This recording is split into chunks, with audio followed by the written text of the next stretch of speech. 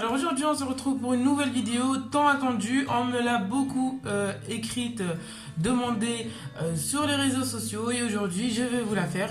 J'ai eu beaucoup de retard depuis mon accouchement sur les vidéos donc, qui concernent la grossesse, la maternité, etc. etc. Donc voilà, aujourd'hui on va parler de l'accouchement, de mon accouchement, donc de 2 césariennes plus une aide césarienne ou une voie basse. Je vous dirai ça tout en détail.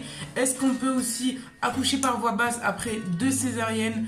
Je vais vous dire ça en tout cas dans cette vidéo, vous expliquer ce qu'on m'a dit, ce qui est possible et ce qui n'est pas possible, pourquoi, du comment, etc. Donc voilà, c'est parti, on commence.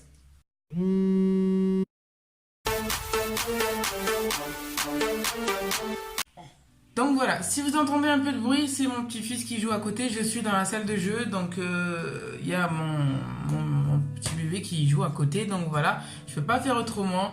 Donc voilà, j'ai pas de moment en fait à moi toute seule sans les enfants. Donc je suis obligée de faire la vidéo avec les enfants. Donc déjà, excusez-moi pour le retard que j'ai eu pour les vidéos. En tout cas, il y en aura beaucoup en ce moment sur la grossesse, la maternité, etc. La péridurale, la rachianesthésie, mon expérience, ce qu'il faut savoir, etc., etc.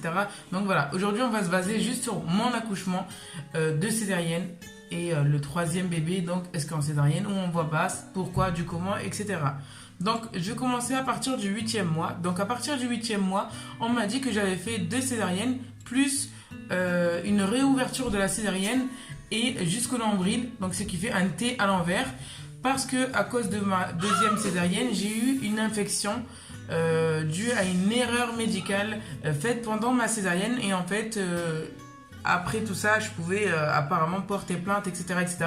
Je ne l'ai pas fait malgré que j'ai été vraiment blessée, que ce soit physiquement ou moralement, parce que voilà, maintenant c'est la césarienne plus un T à l'envers. Vous savez, le T à l'envers, la cicatrice qui laisse, bon, je vous avoue que la cicatrice ne se voit plus mais la forme de la cicatrice se voit.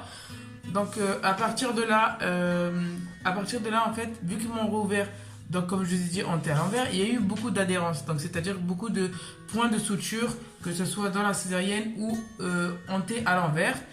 Et on m'a fait un lavage parce que j'avais une bactérie qui allait me manger le foie à cause de ça. J'avais beaucoup d'abcès sur l'utérus. On a même voulu m'enlever l'utérus que j'ai refusé juste devant le bloc. J'ai refusé. On a dit vraiment rapidement, tout s'est passé rapidement. De toute façon, vous avez comment ça s'est passé de A à Z, mon 2e accouchement avec l'erreur médicale dans une vidéo que je vais vous mettre en i juste ici ou en description. Donc ce sera mon accouchement, mon erreur médicale, un truc comme ça. Et c'est très bien expliqué. Donc voilà, je vais pas vous raconter tout en détail. Là, c'est vraiment pour le 3e enfant que je raconte. Mais c'est pour, il y a un lien en fait. C'est pour ça qu'on a tenté une voie basse. Donc voilà, juste pour vous dire. Donc comme je vous ai dit, j'ai eu beaucoup de points de suture et donc j'ai eu en fait 3 ouvertures pour 2 bébés. Donc voilà, et à cause de ça, ben, on m'a dit au début de ne plus faire d'enfants. Donc voilà. Sauf que moi, ben, une fois, ben, j'avais de la fièvre, j'étais toujours allongée, j'avais toujours envie de dormir, etc., etc. Bon, ça, je vous ferai aussi les signes, comment savoir quand on est enceinte avec des signes sur une vidéo seule. Sinon, je vais m'étaler, la vidéo elle va durer 100 ans. Donc voilà. Donc ensuite, à partir du 8e mois, je suis partie pour les grandes trolls, tout ça, à ma gynécologue, avant les rendez-vous à l'hôpital où tu vas accoucher. Vous savez, au début, c'est le gynécologue qui vous suit, que ce soit à l'hôpital ou en privé, en ville, quoi. Et après, vers le 6e mois, vers le 6e, 7e mois, on t'envoie à l'hôpital, être suivi par l'hôpital où tu vas accoucher. Donc, tu décides. Donc, moi, cette fois-ci, mes 2 premiers enfants, je les ai accouchés à un hôpital à côté de chez moi. Et cette fois-ci, je suis partie à un autre hôpital plus grand. Donc moi, j'habite près de Nice. Je n'habite pas à Nice, mais près de Nice. Et j'ai accouché cette fois-ci à l'hôpital de Nice, à l'Archer. Parce que quand justement j'avais eu mon erreur médicale dans l'hôpital qui était à côté de chez moi, donc à Antibes, comment dire, ils avaient fait beaucoup d'erreurs médicales en fait. Hein. Ils avaient fait pendant la césarienne, même après quand ils m'ont réopéré, et même après dans un antibiotique qui n'était pas le bon. Donc j'ai été transférée au grand hôpital, donc à l'Archer à Nice. Et dans cet grand hôpital, ils se sont très bien occupés de moi en réanimation. Vraiment très bien, que ce soit même les aides-soignantes, même les infirmières se sont très bien occupés de moi. Ils ont même su les antibiotiques qui n'étaient pas les bons, etc., etc. Donc voilà, je suis au total resté presque 2 mois à l'hôpital en réanimation, etc. Donc j'ai décidé d'accoucher dans cet hôpital-là, ils ont tout en fait. Ils ont tout en fait, que ce soit pour les prématurés, pas pour les prématurés, etc., etc. Même si l'hôpital à côté de chez moi, il l'a, mais les infirmières et tout n'en parlant pas. Ils te posent même des questions cheloues, est-ce que ton enfant tu l'as voulu, etc., etc. Bref, je vous dirai ça dans un autre truc, mais franchement, voilà, moi cet hôpital-là, j'ai mis une croix rouge dessus. Je l'emmène vraiment pour mes enfants, vraiment en cas d'urgence. Sinon, mes enfants, ils ont toujours eu un pédiatre en ville, et moi, je vous conseille toujours d'avoir un pédiatre en ville. La mutuelle, si vous avez une mutuelle, ça rembourse toujours si vous payez avant. Après, si vous payez, normalement, que vous avez la mutuelle, vous payez vraiment un tout petit peu. Bref, à chaque fois, je m'étale sur un autre sujet. Et donc, nous revenons à nos moutons. La gynécologue m'a dit, donc au tout début de ma grossesse, elle m'a dit d'avorter. Seule chose que j'ai refusé. Moi, personnellement, je suis contre l'avortement tant que ça ne pose pas atteinte à la santé de la maman, mais une atteinte grave à la santé de la maman. Je vous ai dit, vous allez entendre du bruit. Hein. Tu arrêtes? Chut. Chut. Ok?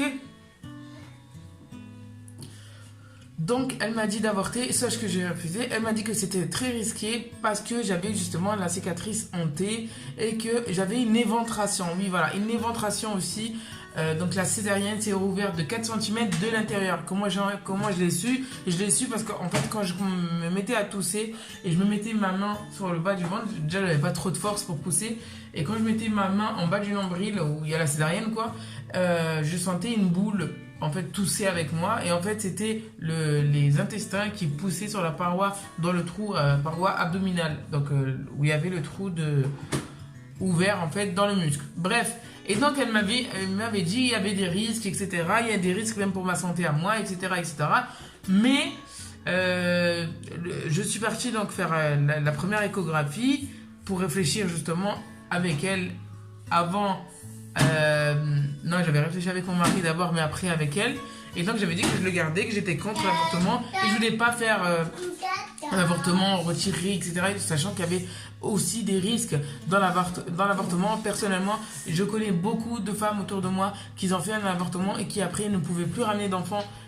Plus du tout, parce qu'ils ont eu soi-disant ils ont retiré beaucoup d'ovaires, enfin, même tous les ovaires. D'autres ils ont fait un curetage vraiment profond, etc. Bref, plein de trucs. Je vous raconterai ça dans une nouvelle vidéo. Si vous voulez me dire ça en commentaire, je vous raconterai. Donc voilà, il y a vraiment des risques sur ça. Bref, moi je suis contre l'avortement. S'il n'y a pas de risque, pour moi et pour le bébé qui n'est pas vraiment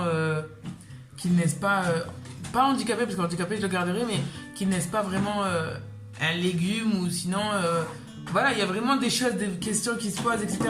Mais par exemple pour un avortement financier ou un truc comme ça, moi personnellement je garderai mon enfant parce que je sais que je suis croyante et tout ce qui vient dans ta vie, c'est le destin, c'est écrit, et si on t'a mis ça devant toi, c'est que tu peux le surmonter. Voilà moi comment je marche. Donc voilà. Ensuite donc j'ai refusé, tout ça. On va sauter du 1er au 8e mois. À partir du 8e mois, on m'a proposé une césarienne programmée. On m'a dit, de toute façon, ça c'est ma gynécologue de ville. Elle m'a dit, de toute façon, 2 césariennes, la 3e, ça sera césarienne. Et puis, moi, la chose en fait qui m'a le plus traumatisée, c'est la péridurale et la rachianesthésie. Donc, en gros, la piqûre dans le dos. Dans les 2 cas, il y a une piqûre dans le dos. Et c'est ça qui m'a le plus traumatisée, mais vraiment choquée. Des fois, quand j'en parle, j'en pleure, en fait. Je pleure toute seule parce que j'étais traumatisée. Parce que, en fait, par la douleur, c'est même pas la douleur de la piqûre en elle-même. C'est en fait, quand il m'a mis la 2e piqûre, vous savez, au début, on vous met un bout. Et dans ce bout, il met la piqûre qui va, elle, lâcher le produit dans votre corps. Et en fait, dans ce produit, quand ils m'ont forcé, genre la 2e piqûre, ça me faisait des coups d'électricité, mais vraiment comme si, je sais pas si vous avez pris un coup d'électricité une fois dans votre vie, moi oui, et ça me faisait ça, mais dans le dos, jusqu'à la jambe en bas, et jusqu'à mes fesses, tout ça, quoi. Donc à partir du 8e mois, on m'a proposé une césarienne programmée, ce qui est normalement logique vu que tu fais 2 césariennes et égale une 3e césarienne. Parce que si tu fais une césarienne, tu peux très bien accoucher par voie basse juste après, surtout si tu attends 1 an et demi entre chaque grossesse. Comme ça, plus tu attendras, plus la cicatrice se fermera encore mieux, sera plus solide et sera plus solide au moment de la poussée et quand tu seras au 9e mois de grossesse. Donc voilà. Ensuite, donc, quand on m'a proposé la césarienne programmée, d'un côté, je me suis dit tant mieux. Comme ça, au moins, ça m'enlèvera le stress des césariennes d'urgence à la va-vite. Allez. Et en plus, à la dernière césarienne d'urgence qu'on m'a fait, on m'a fait une erreur médicale. Donc là, au moins, ils seront prêts. Ils sauront que tel jour, ils auront une césarienne. Eux, ils seront prêts. Moi, je serai prête. Et voilà, c'est parti comme ça. Sauf que ça ne s'est pas du tout passé comme ça. Sauf que, en fait, ma gynécologue de ville m'avait dit ça. Et ensuite, quand je suis partie finir mon dossier dans l'hôpital où je vais accoucher. Donc là, je suis suivie par des sages-femmes et une gynécologue dans l'hôpital où je vais accoucher. Et donc là, on commence à me parler de voix basse. Donc on commence à me parler de voix basse à l'hôpital. Et on me dit qu'on peut très bien maintenant, après 2 césariennes, accoucher par voix basse quand on dépasse les 1 an et demi, sachant que moi, mon deuxième enfant a 2 ans et demi, donc voilà, avait 2 ans quand je suis tombée enceinte, donc ouais, 2 ans et demi, 2 ans et 9 mois exactement quand j'ai accouché, donc voilà, là j'ai accouché il y a 1 mois et demi, bref, voilà. Et on m'a parlé donc de voix basse. On m'a dit que ça serait peut-être moins risqué de rouvrir la césarienne, sachant qu'il y avait les adhérences de la césarienne et du T à l'envers jusqu'au nombril. Il y avait ces points de suture là qui pouvaient être collés entre la peau, le muscle et tout attaché ensemble. Chose que au début j'ai eu peur, je me suis dit pourquoi pas tenter un vrai accouchement. Oui, parce que quand on fait une césarienne, oui on accouche, mais on n'a pas vraiment la sensation que le bébé sort, etc.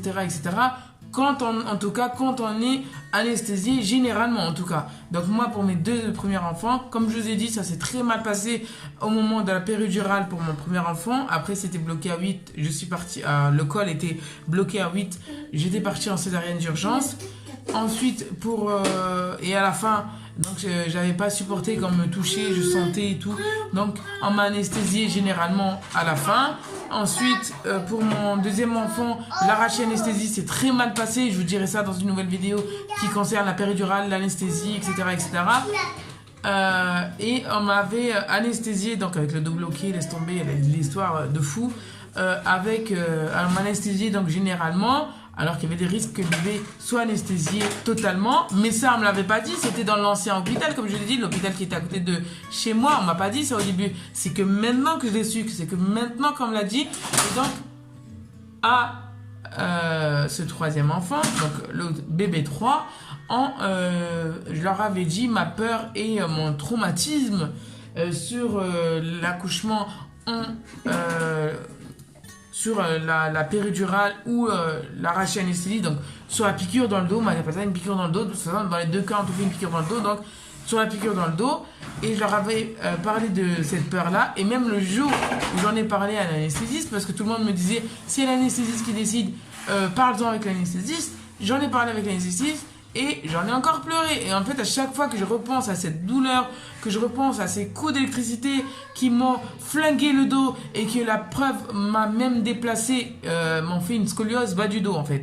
À cause de ça, ils m'ont déplacé des vertèbres à cause des coups d'électricité. Et les coups d'électricité, en fait, c'était quand ils m'ont foncé la piqûre, ils me touchaient des nerfs. Et donc peut-être que à cet endroit-là, j'ai beaucoup de nerfs en fait. À cet endroit-là, peut-être, voilà. Mais en fait, non, c'est les nerfs qui font les coups d'électricité. Mais au 3e enfant, vous allez voir que ça s'est pas passé comme à l'ancien hôpital et que j'avais raison de bannir l'ancien hôpital, l'ancien hôpital où j'ai accouché mes 2 autres enfants. Donc, je leur ai parlé de cette peur et que je voulais être anesthésiée totalement. si j'accouchais par césarienne. Donc si vraiment ça se passait mal en voie basse, je voudrais que si on passe par césarienne, m'accoucher totalement. Non, m'anesthésier totalement. Chose que ma gynécologue de ville avait refusé et m'a dit non, non, de toute façon, on t'anesthésiera pas totalement, tu feras l'arraché anesthésie, ça sera obligé si on te fait une césarienne. Mais sinon, elle m'avait pas parlé justement de la voie basse, elle. Donc à l'hôpital, j'avais demandé ça, etc. Et donc l'anesthésiste m'a dit ok, je ressens de toute façon ton traumatisme, je ressens que tu as peur vraiment, que tu as vraiment eu peur de cette piqûre-là, que tu as peut-être des douleurs à ce niveau-là du dos, etc., etc. Donc, je suis d'accord pour t'anesthésier totalement. Donc, c'est ce qu'elle m'a dit.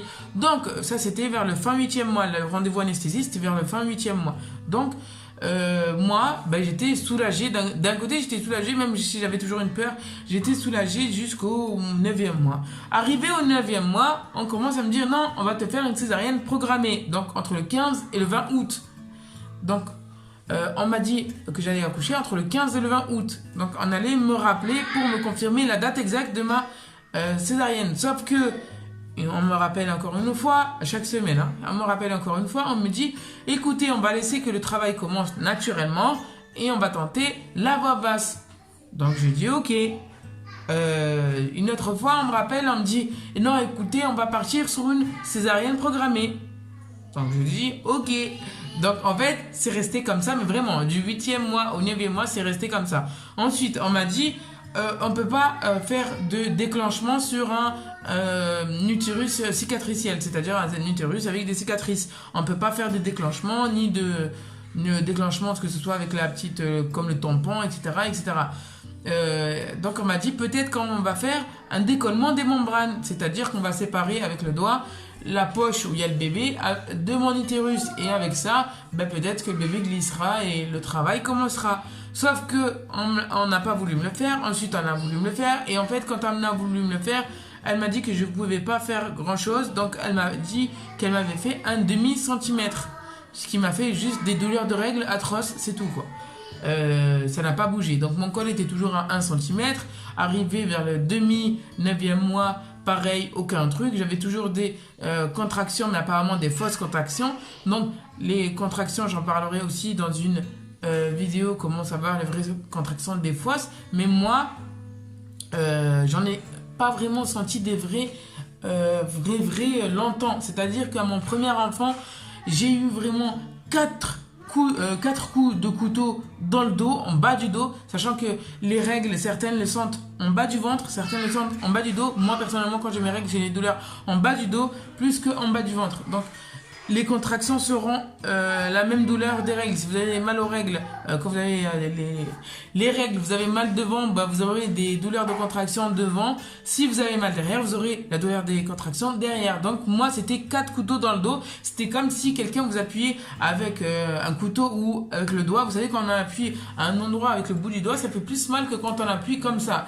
J'espère qu'on me comprend. Bref, donc moi j'ai senti ces 4 coups dans le dos séparément bien sûr. Donc ça a appuyé, ça me bloquait et après ça lâchait. Et donc quand j'ai eu ces 4 coups de couteau, je suis partie à l'hôpital et j'étais ouverte à 4 cm. Donc ça c'était pour mon premier enfant. Mon deuxième enfant, j'allais accoucher à 6 mois et 4 jours exactement. 6 mois complets et 4 jours. C'était un grand prématuré et donc je n'ai pas eu de contraction totale. Ensuite, donc à cette troisième enfant, j'ai eu des contractions tout au long, mais c'était des contractions, des fausses contractions, c'était supportable. Et donc je me suis dit, bah, tant que c'est supportable, c'est pas grave. Mais sauf que j'avais un coin de la tête qu'on me disait que troisième enfant, même deuxième enfant d'ailleurs, hein, mais troisième enfant, on pouvait accoucher plus vite. Et moi à l'hôpital, et à une demi-heure, 45 minutes, voire presque 1 heure, s'il y a de la circulation de chez moi, donc je me suis dit... voilà, imagine, il y a de la circulation, nanana et tout, t'as le temps de t'ouvrir ou ça s'ouvre rapidement. Et en plus, j'avais peur que mon utérus pouvait lâcher et me faire une hémorragie de l'intérieur, etc. Donc je me suis dit, mieux faut y aller maintenant. Donc je suis partie à chaque fois que j'avais des fausses contractions vraiment douloureuses. Donc vraiment à m'emplier, en fait, à me faire des crampes, à me stopper, en fait, tu stoppes, voilà, et c'est à partir de là que tu peux y aller. Voilà, j'ai fait une fois, j'avais une autre fois des contractions, etc. Je me suis fait un bain chaud, ça se calmait, ça repartait après. J'appelais à chaque fois la maternité, on me disait de prendre 2 spasfons, mais à chaque fois j'avais des douleurs, je prenais des spasfons, ça partait. Donc je me suis dit, imagine, j'ai des vraies contractions, je prends le spasfon, ça part, mais en fait le travail continue sans que moi je le sache, vu qu'avec les spasfons, ça enlève la douleur. Donc on m'a dit que en prenant un spasfon, même les vraies contractions, ça ne peut pas les supprimer. Mais d'un côté, comme je vous ai dit, je suis très loin d'hôpital où je vais accoucher. Donc je me suis dit, j'ai toujours peur en fait. Vu que en fait, si c'était mon premier enfant, ça va. Mais là, c'est déjà que mon 3e enfant, tu peux accoucher plus vite, même le 2e d'ailleurs. Mais en plus de ça, on me dit par voie basse, sachant que j'ai un utérus qui a été ouvert 3 fois pour 2 enfants, et un utérus qui a été ouvert 2 fois. Donc voilà, et qui risque de lâcher. Donc on m'avait dit, soit vous accouchez par voie basse, j'ai de la peinture dans les mains, bref, soit on accouche par voie basse et il y a un risque que l'utérus s'ouvre d'un coup pendant la poussée et donc moi me faire une hémorragie interne, l'enfant n'a plus d'oxygène à partir du moment où votre utérus s'ouvre, il n'aura plus d'oxygène jusqu'à le temps d'aller jusqu'au bloc et faire une césarienne et le sortir, etc. Et ça peut avoir des séquelles pour l'enfant. On vous le dit pas, mais si il peut en avoir des séquelles. On vous le dit pas, mais vraiment s'il y a une gynécologue qui est honnête avec vous, elle vous le dira. Et on vous le dit pas pour pas que vous ayez peur en fait. Donc voilà. Et donc l'enfant n'aura plus d'oxygène jusqu'au moment où l'ouvrir et le sortir en césarienne, et jusqu'à aussi vous fermer vous l'hémorragie, etc. Donc voilà, et en plus votre utérus peut éclater, c'est-à-dire qu'il ne s'ouvrira pas proprement, il va se déchirer, donc même quand il va le recoudre, ça sera vraiment encore plus fragile, et parfois on vous dira de ne pas refaire d'enfant juste après. Donc il y avait des risques en fait d'accoucher par voie basse après 2 césariennes.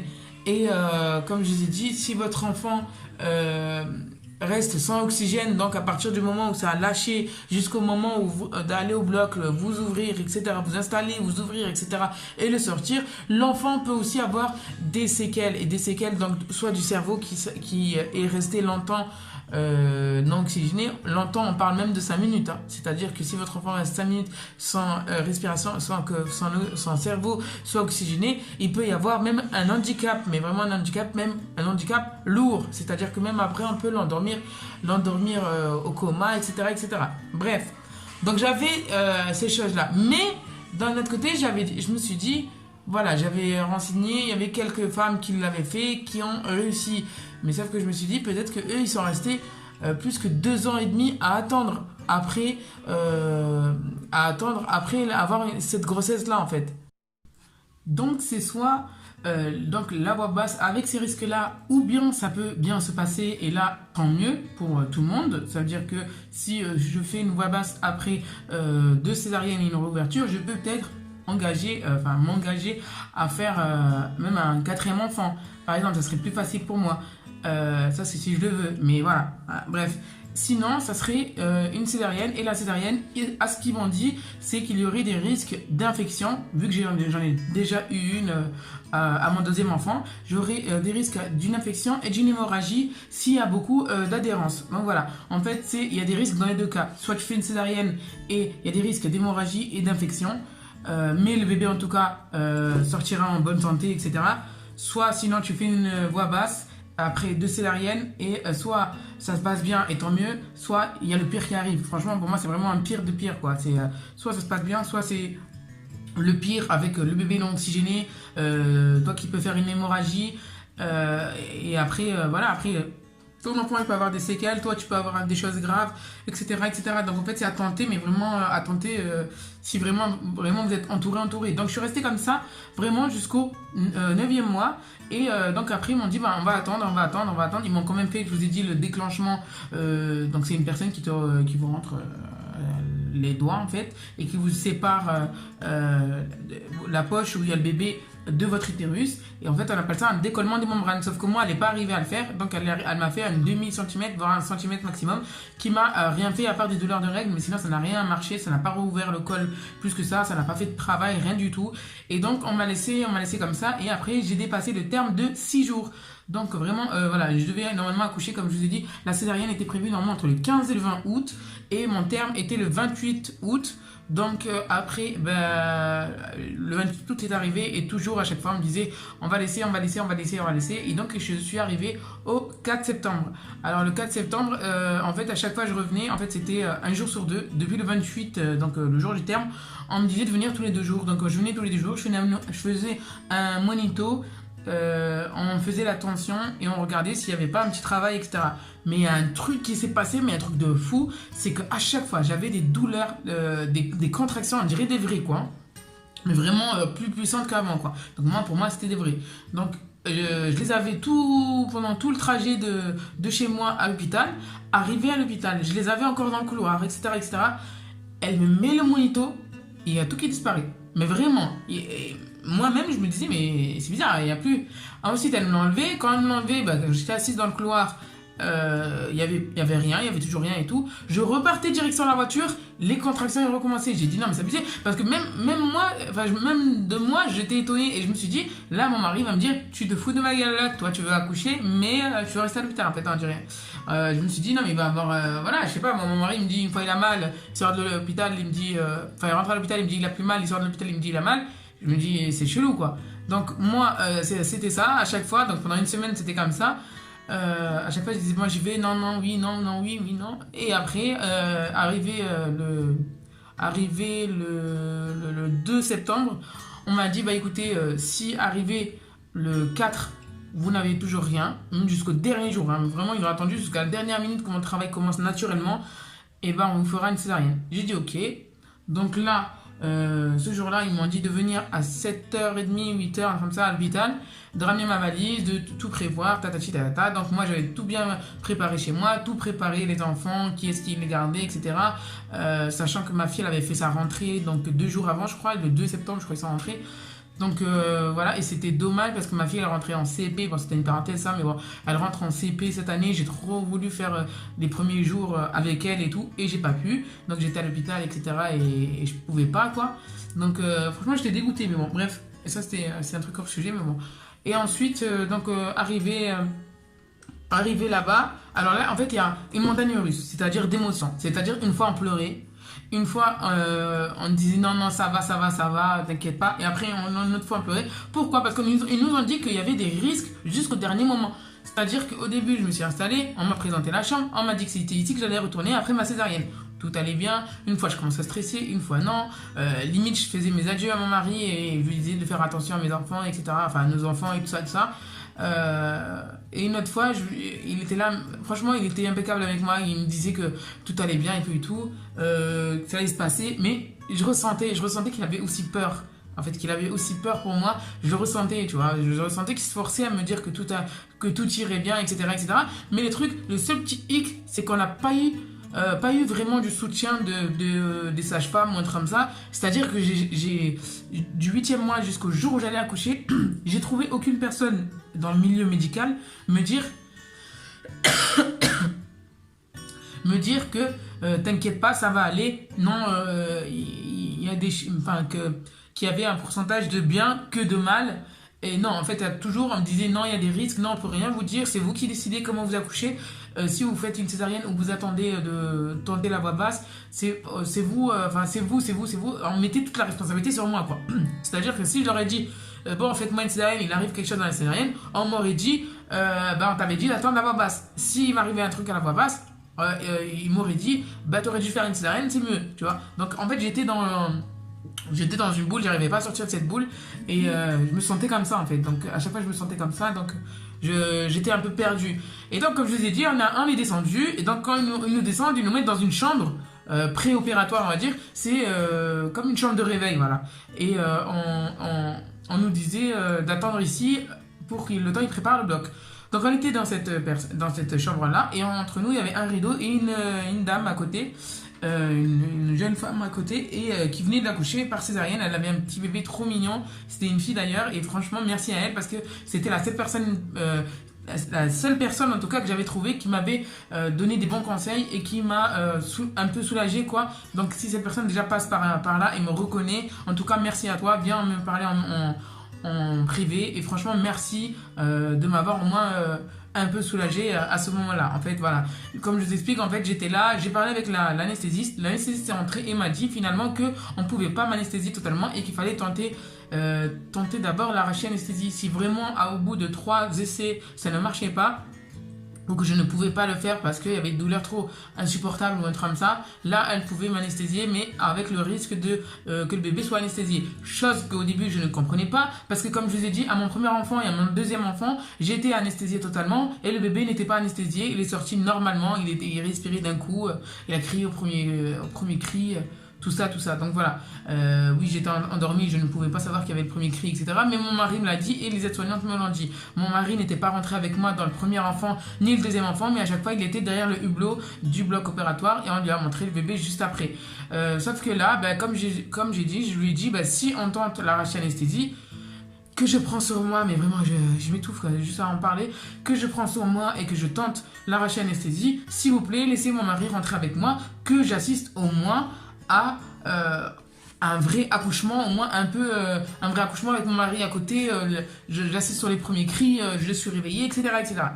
Donc au bout d'un moment, ils nous ont dit que non, mon mari ne pouvait pas rentrer avec moi parce que, encore une fois, il y avait des risques sur les adhérences, des risques d'hémorragie et que la césarienne prendrait plus de temps. Et donc s'il y avait quelque chose de grave qui se passait, mon mari ne devait rien voir et pouvait gêner l'opération s'il était au bloc. Donc sur ça mon mari était vraiment très déçu. Donc voilà, et ensuite j'avais répété à l'anesthésiste et à la sage-femme, est-ce que ça serait une césarienne comme toutes les césariennes ou est-ce que c'est une césarienne vraiment à risque? Et moi ce que je voulais en retour, écouter en retour, je voulais qu'elle me dise non, enfin même si c'est une césarienne à risque, etc., vous inquiétez pas, on a tout, il y aura tout sur place, on a des gens qui sont vraiment très compétents, etc., qu'elle me soulage un peu quoi. Non, elle m'a dit non, c'est une césarienne vraiment à risque, il faut vous mettre ça dans la tête, c'est une césarienne à risque. Et donc, c'est pas une césarienne comme avant, sachant que c'est votre 3e césarienne et qu'il y aura des adhérences, etc.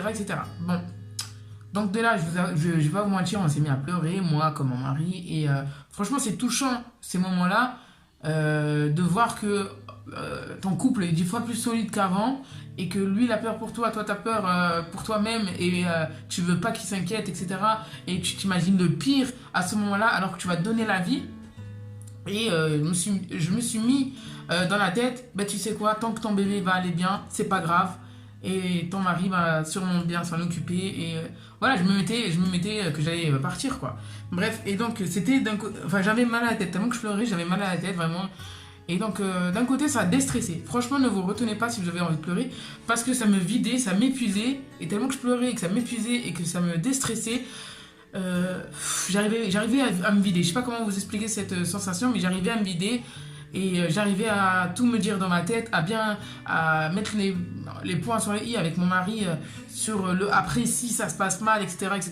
Bref, d'un côté c'était bien, d'un côté c'était mal, d'un côté c'était bien, d'un côté c'était mal. Et puis arrivé au bloc, donc là il y a un petit moment de rire, mais je me suis rendu compte du moment de rire qu'après, quand j'ai accouché, une semaine après, on en a parlé avec mon mari et c'est là qu'on commençait à rigoler quoi. En fait, je vous explique, quand vous faites une piqûre dans le dos, soit une rachis-anesthésie, soit une péridurale, vous devez baisser les épaules comme ça et arrondir le bas du dos, donc comme ça. Sauf que moi je n'arrive pas à faire les deux en même temps, c'est soit je baisse les épaules et mon dos il va pas se courber comme ça, soit je courbe le dos et mes épaules ils montent. Je n'arrive pas à faire les deux en même temps et peut-être c'est pour ça que j'ai mal. Bref, et donc je me suis mis à la position comme ça. Il y avait un monsieur devant moi et qui me mettait ses mains sur les épaules pour m'aider à baisser mes épaules.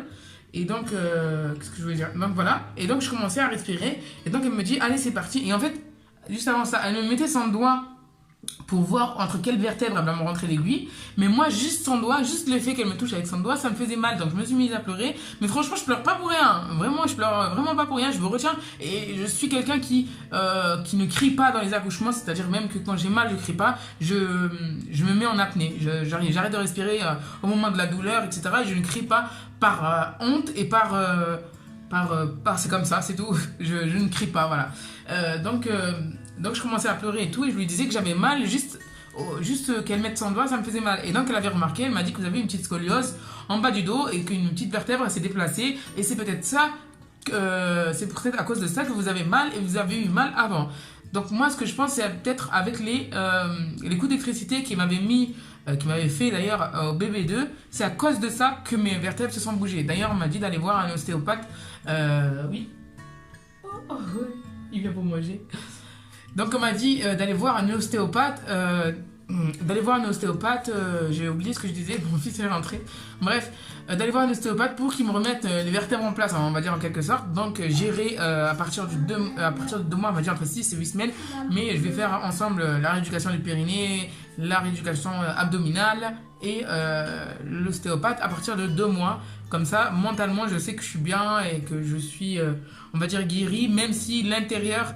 Les cicatrices intérieures se ferment qu'à partir du 3e mois, je dis bien à partir, parce que l'éventration que j'ai eue à bébé 2, je l'ai eue environ 6 mois après. Et pourtant, je forçais pas, je portais pas du lourd ni rien du tout. Et je me suis ouverte l'intérieur de 4 cm quand même, 6 mois après ma césarienne. Donc faites vraiment attention et ne croyez pas que après 3 mois, c'est fini, basta, tu peux t'occuper de ton fils, enfin de ton fils, de tes enfants, le porter du lourd et en avant Guingamp. Non, on peut pas, franchement, faites attention. Moi, cette fois-ci, vraiment, je fais très très attention. Limite, je vais attendre même plus que 6 mois avant de porter quelque chose de lourd ou de me forcer à pousser un lit, je sais pas, une table, un fauteuil, un truc comme ça, n'importe quoi peut vous faire ouvrir l'intérieur de la cicatrice. Donc ensuite, qu'est-ce que je vais dire? Donc voilà, le moment rigolo, c'est quoi? C'est que je commençais à souffler, mais sauf qu'on me disait de souffler doucement, genre... Mais moi, non, j'étais tellement en panique et je commençais à pleurer. Je disais non, je peux pas souffler, non, je peux pas. J'étais vraiment une folle. Mais je vous avoue, j'étais une folle. Je savais que j'avais l'air d'une débile. Il y avait je ne sais combien de... Je crois qu'ils étaient plus que 10. Hein. Je vous jure, dans le blog, ils étaient plus que 10. Il y avait même plein de filles, de femmes et tout qui me regardaient sur le côté et tout. Mais moi, j'étais tellement dans mon délire que j'avais le monsieur devant moi. Je paniquais, j'étais là et tout. Non, je peux pas souffler, je peux pas. Et 2 fois, là, elle m'a proposé, elle m'a dit bon, c'est bon, si vous voulez, on vous anesthésie généralement. J'ai dit non, on essaye. Allez, on essaye. Peut-être que elle m'a compris. En plus, c'était une femme et les autres, c'était des hommes. Les autres qui m'ont fait dans les autres accouchements la piqûre, c'était des hommes. C'était dans césarienne d'urgence et c'était à la va-vite. C'était à 2h du matin une fois et l'autre c'était l'après-midi. Mais c'était des hommes. Donc je me suis dit peut-être que c'est une femme qu'elle va me comprendre, qu'elle va comprendre ma douleur et qu'elle va faire peut-être autrement, peut-être doucement, qu'elle comprend que j'ai peut-être beaucoup de nerfs à cet endroit-là, qu'il faut vraiment y aller doucement, etc. Donc je me suis dit, allez, franchement, cette anesthésiste en tout cas, c'était une femme en or. Franchement, merci à elle. Je pense pas qu'elle va passer par cette vidéo, mais en tout cas, merci à elle. Je la remercie encore et encore, pardon. Donc voilà. Et je commençais à souffler donc comme une malade. Je fermais les yeux et tout, j'étais là. Et donc, je m'étouffe tellement. Et donc, elle me disait de ne pas souffler comme ça parce que j'allais m'évanouir, quoi. Tellement que je soufflais fort et rapide, j'allais m'évanouir. Mais en fait, je ne voyais plus personne. J'étais dans mon truc, j'ai fermé les yeux, j'étais en position comme ça.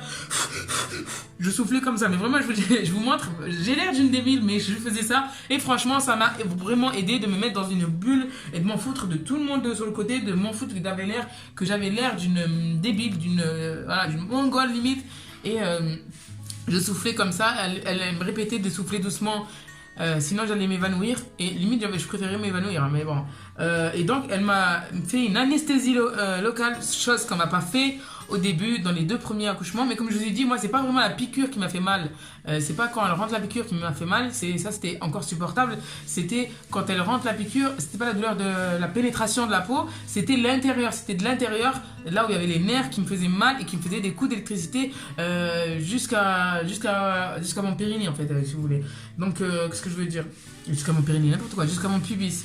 Les coups d'électricité et tout, donc ça me faisait vraiment trop mal. Bref, et donc de là, donc elle m'a fait une petite anesthésie locale, elle m'a fait la première piqûre, j'ai rien senti, ça va et tout, et en plus je me disais mais elle a commencé ou pas, et en fait elle avait commencé, et donc là elle m'a dit c'est bon, on va faire la piqûre qui va injecter le produit. Et de là, elle me fait la piqûre. Donc c'est une piqûre qui rentre un peu plus que la péridurale. Parce que, je vous montrerai des photos là si j'ai une piqûre qui rentre un peu plus que la péridurale. Parce qu'elle va plus loin. Je sais plus que la zone, comment elle s'appelle. Mais elle va plus loin que la péridurale. Et la péridurale, c'est un petit tuyau qui rentre et qui va vers le bas, qu'on pousse vers le bas. Et c'est là où elle vous injecte le produit, donc dans le bas du dos. Et c'est là où, en fait, en poussant le petit tuyau, c'est là où il peut vous toucher les nerfs et vous faire mal. Alors que là, c'était une piqûre. Bon, j'avais quand même eu mal, très très mal même, à m'arracher anesthésie au bébé 2. Mais bon, bref. Et là, c'est une piqûre qui va tout droit, qui dépasse la colonne vertébrale et qui s'injecte. Et après, on la retire et vous gardez plus rien derrière sur le dos, quoi. Et donc là, on l'a injecté. Et là, j'ai senti juste un petit coup d'électricité, mais vraiment léger. Et je me suis dit, vas-y, supporte, c'est pas grave, supporte. C'est pas un coup d'électricité qui m'a fait sursauter. Sachant que mon bébé 2, le coup d'électricité a tapé dans le matelas du bloc opératoire où j'étais assise. A tapé dans le matelas et le matelas était en plastique et a fait papaf, comme ça, vraiment le bruit comme ça. Et la femme qui était devant moi, qui me tenait les épaules, avait sursauté. Les stagiaires, ou je ne sais comment ça s'appelle, qui regardaient de loin, avaient vraiment sursauté. Et même l'anesthésiste arrêtait pas de s'excuser. Il me disait, désolé. Bref, et moi, en fait, j'avais sursauté d'un coup, quoi. Vraiment, je me suis retenu. Et après, au bout d'un moment, j'ai sursauté d'un coup et j'ai crié. Et comme je vous ai dit, je suis quelqu'un qui ne crie pas. Et en plus, j'ai honte de crier. Mais bref, il ne faut pas avoir honte à ce moment-là. Mais bon, moi, j'avais honte. Et donc ça, c'est mon bébé 2. Hein. Donc j'ai crié d'un coup, etc.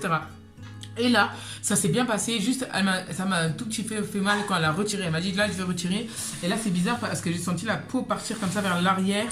Et c'est ça qui m'a fait un tout petit peu mal, mais c'est supportable. Ça n'a rien à voir avec mes deux rachis anesthésie ou péridurale que j'ai fait à bébé 1 et à bébé 2.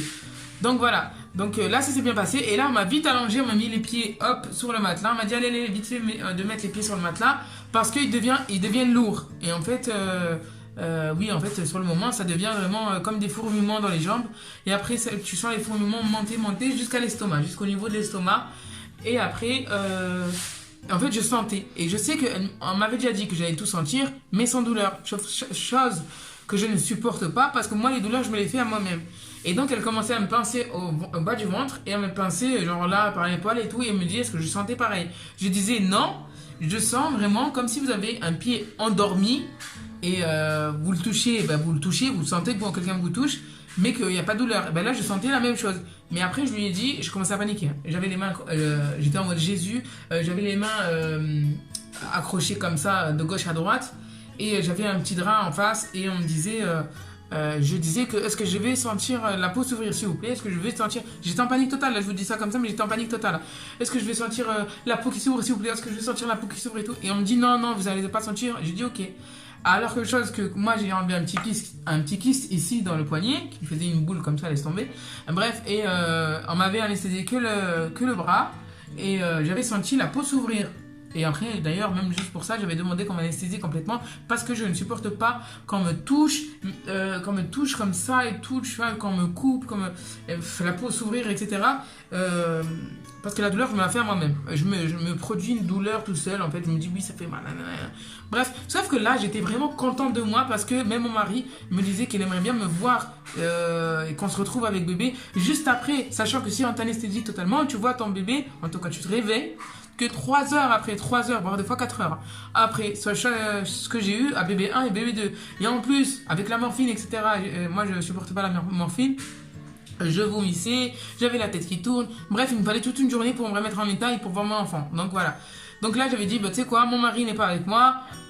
Autant, si j'ai réussi maintenant, parce que je me suis mis des étapes, c'est bien de se mettre aussi des étapes. Je me suis mis les étapes, je me suis dit, la première étape, c'est l'arrachi-anesthésie. Donc si tu réussis l'arrachi-anesthésie, si tu réussis pas, tant pis, on t'endort et puis voilà, on s'en fout des étapes prochaines. Si tu réussis, la prochaine étape, c'est d'être réveillé jusqu'au bout et de pas, quand t'endors, même à la fin, et de voir ton enfant après, quoi. Bref, et je sais même plus les autres étapes c'était quoi parce que j'ai des trous de mémoire, laisse tomber moi. Qu'est-ce que je veux dire? Et donc après, on a commencé à m'ouvrir et tout, je sentais pas. J'ai pas senti ma peau s'ouvrir, mais je sentais qu'on me touchait, qu'on m'appuyait, je sentais comme si mon ventre était une pâte et on appuyait de tous les côtés et tout et tout. Et c'est vrai qu'ils ont mis vraiment trop de temps, bon, ils ont mis une demi-heure à aller jusqu'au bébé. Et en fait, c'est parce qu'il m'a dit que j'avais des points de suture d'avant, des adhérences, etc. Et qui m'ouvraient doucement, partie par partie. Ah oui, chose que je vous ai pas dit, on m'a dit au dernier moment qu'il risquait de me percer la vessie et l'intestin grêle. Chose que je ne comprenais pas parce que je me suis dit que si l'utérus était collé à la paroi de la peau, bah pourquoi pas m'ouvrir la peau et après l'utérus prendre le bébé, fermer l'utérus, fermer la peau. Ma logique à moi, c'était comme ça. Sauf que eux, ils ont dit que non, parce que tout était collé ensemble. Il y a l'utérus qui est collé à la vessie et à l'intestin grêle. Donc, voilà. Et donc, pendant qu'il ouvrait, je lui ai dit, s'il vous plaît, ne me dites pas des détails. Les détails de ce que vous êtes en train de faire. Parce qu'ils disaient, en fait, ils se parlaient entre eux. Et j'ai dit que j'avais pas envie d'entendre les détails de ce qu'ils faisaient. Parce que, comme je vous ai dit, la douleur, je me la fais à moi-même.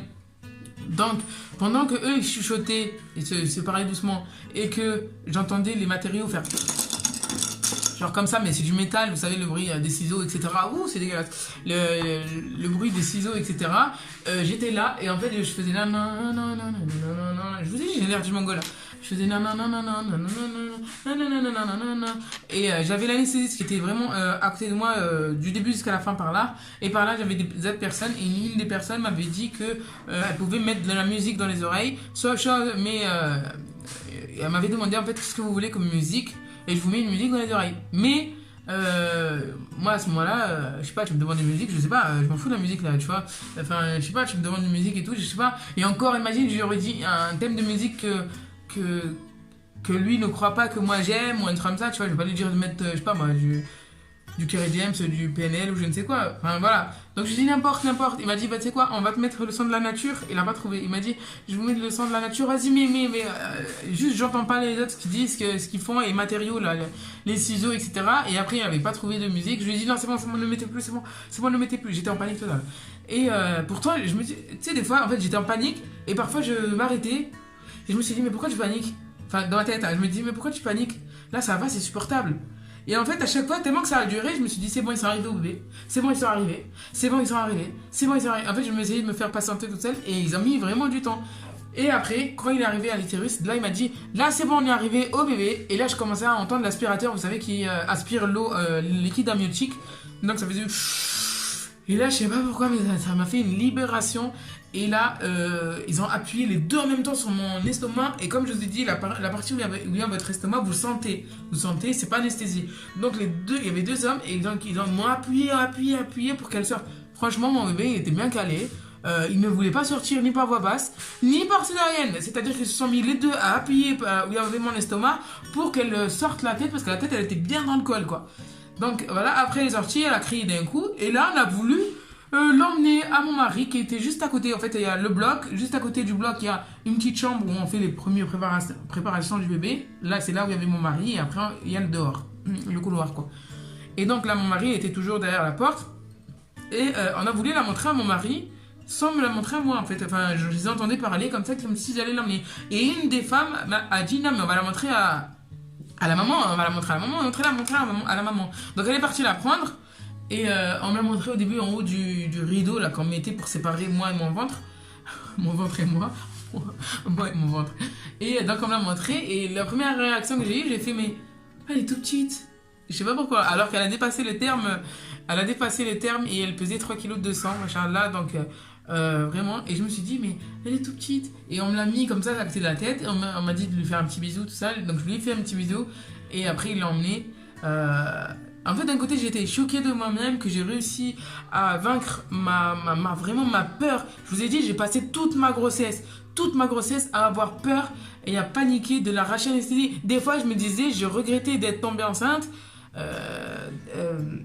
parce que c'était pas... En fait, je voulais toujours un troisième enfant, mais je le voulais pas à ce moment-là. Voilà, si vous me comprenez, je vais pas dire plus de détails sur ça, mais je le voulais pas à ce moment-là. Maintenant, quand c'est venu, comme je vous ai dit, c'est le destin, tout est écrit, et s'il est là, c'est qu'il doit être là, et voilà. Donc bref, et donc je me suis dit, j'étais pendant les 9 mois, j'étais traumatisée, j'avais la peur de cette rachis anesthésie, de cette piqûre dans le dos.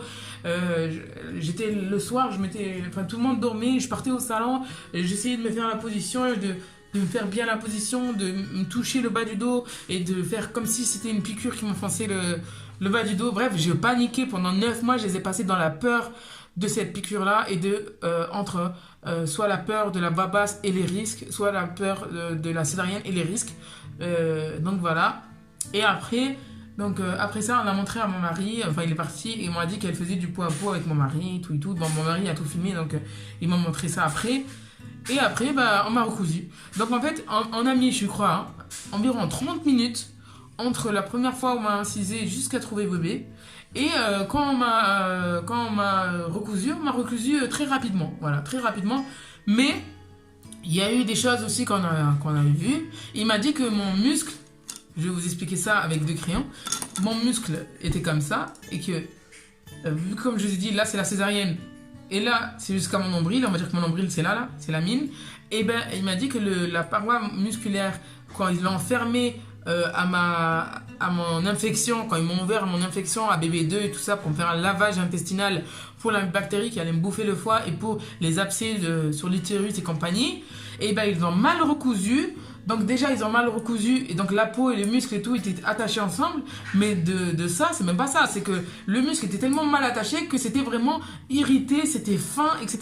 Et donc il m'a dit qu'il m'avait un peu coupé les muscles abîmés et qu'il m'a recollé les muscles qui n'étaient pas abîmés et qu'il a réparé ce qu'il a pu. Donc déjà ça, et en tout cas je sens la différence, et en plus il m'a fermé les ventrations, donc vu que c'était dans la césarienne, il m'a fermé les ventrations, donc je le remercie encore à ça, et franchement c'était top, donc voilà.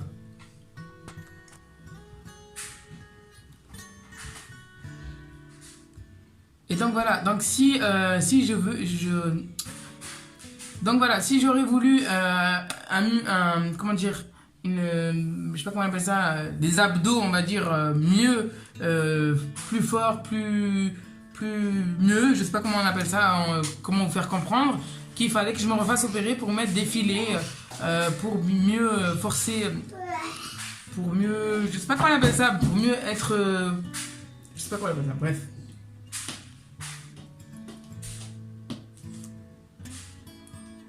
Donc voilà, après ça s'est bien passé. Je suis retournée à la chambre de réveil. J'ai vu vraiment que mon mari était content de me voir réveillée et que pas endormie.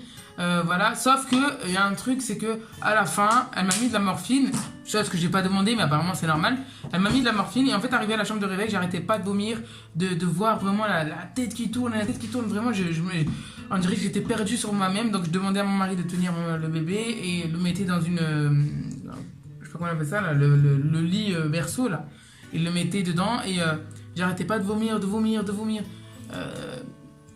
Vous savez, quand on fait une césarienne, toute la force quand tu vomis, au moindre truc, c'est que tu forces sur tes abdos. Et vu que les abdos, ils sont soit coupés, soit écartés, et la peau, en tout cas, elle est aussi coupée, t'as pas de force, en fait. Donc, j'étais obligée de tenir mon ventre à chaque fois que je vomissais. Et de plus de ça, je voyais mon mari devant moi, là, et toute la chambre qui tournait.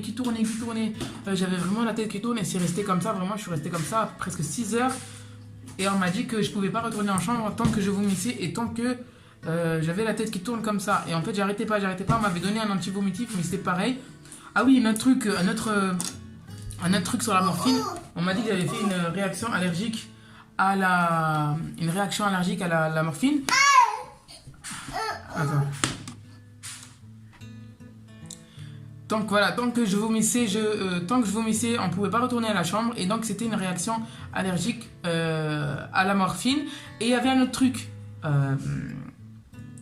Il y avait une autre réaction que j'ai fait aussi, c'était à partir du bloc opératoire, ça vraiment c'est la fin, mais la fin quand j'étais encore au bloc opératoire, en fait il y avait toute la partie non anesthésiée, donc c'est-à-dire tout le haut du corps et ma tête, mon visage et tout qui commençait à me gratter, comme si j'avais des asticots qui me bouffaient tout le corps et tout, tous les bras là et tout, et en fait je grattais, et on m'avait rien dit sur place, je me disais est-ce que c'est normal, je grattais, mais c'était bizarre, c'était on dirait des mini asticots qui me bouffaient le corps et tout, et ça me grattait, et en fait quand je suis arrivée à la salle de réveil et que je leur ai dit que ça me grattait, mais je commençais à gratter comme ça mon visage, les épaules et tout, mon mari qui me grattait le dos et tout, je n'en pouvais plus, et en fait ils m'ont dit que c'était une réaction donc d'allergique à la morphine, donc la prochaine fois moi je le saurai. Donc à BB2 j'arrêtais pas de vomir et avoir la tête qui tourne, et là c'est vomir, la tête qui tourne et avec des grattages de partout, donc au moins si vous le savez, si vous avez une césarienne ou un truc comme ça, vous le saurez que c'est une réaction allergique à la morphine, dites-le et